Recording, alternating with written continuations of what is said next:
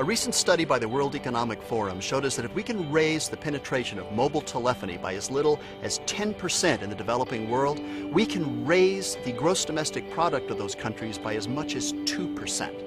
Let me tell you what that translates into in real numbers. That translates, for example, into about $1.5 billion in each one of those countries added to the global economy. It translates into 600,000 children getting an education that otherwise would never have one. And it translates into an almost unimaginable increase in life expectancy of 15 months in each one of those countries, simply because we add access to mobile telephony. The tower that you see behind me here in this small village in Costa Rica provides cellular service and a variety of other wireless capabilities to the people in this village. But to get that tower here, a service provider somewhere in this country is taking a pretty significant risk in terms of what it's going to cost to do it, the amount of time required, and frankly, just the ability to get this thing built, engineered, and operating. And when you start to think about the benefits that that provides in terms of education and healthcare and access to transparent government and opportunities for work and the hope that really accrues as a consequence of this infrastructure, the cost of putting it in is worth every penny.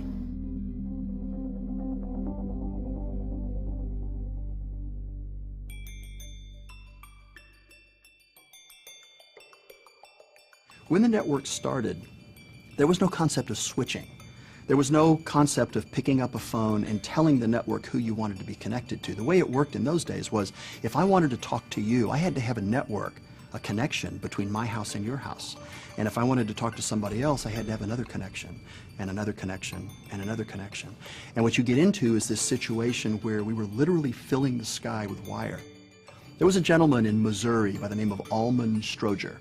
And Almon Stroger was an undertaker in Missouri. And he was also a bit of a tinkerer and a kind of a part-time inventor and so on. And he noticed something rather interesting, and that was that his business as an undertaker was starting to decline. He was getting less calls. And it wasn't because the death rate had dropped in this town that he lived in. It was because it turned out that his competitor was married to the town's operator. So when a call for the undertaker came in, she said, "I'm so sorry, let me connect you to the undertaker." And of course she connected the person to her husband, not to Stroger. Well, Stroger looked at that and said, that's somewhat unfair in terms of competitive advantage, right? So he set out and created what has come to be known now as the Stroger switch. It was the first mechanical switch that allowed a customer to pick up the phone, dial a number, and that number would then be connected through a central office via this mechanical device. And that Stroger switch became what is now known as the step-by-step switch, which was the first electromechanical switch, all relay-based, that allowed a customer to have choice for the very first time.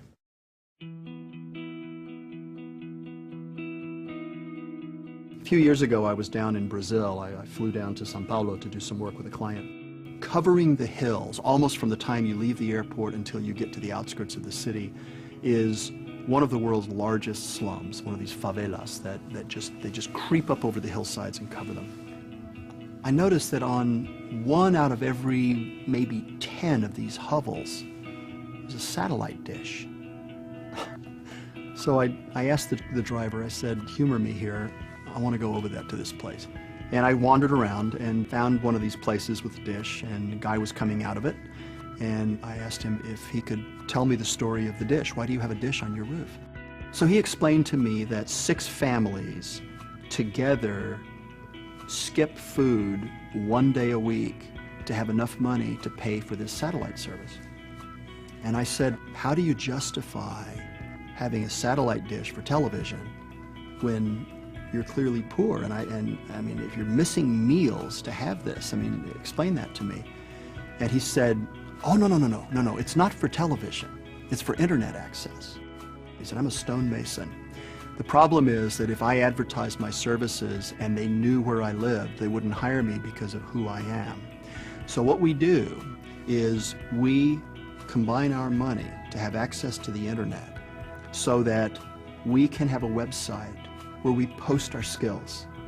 And people from the cities, from the higher tiers of society, come to the website, find a stonemason, here are pictures of my work, and they hire me based on the merits of how good I am, not on where I live. That's real power. I mean, that's when you look at what this industry is about and say, that's a game changer. I mean, that technology is changing life for these people. And that's the network we're talking about.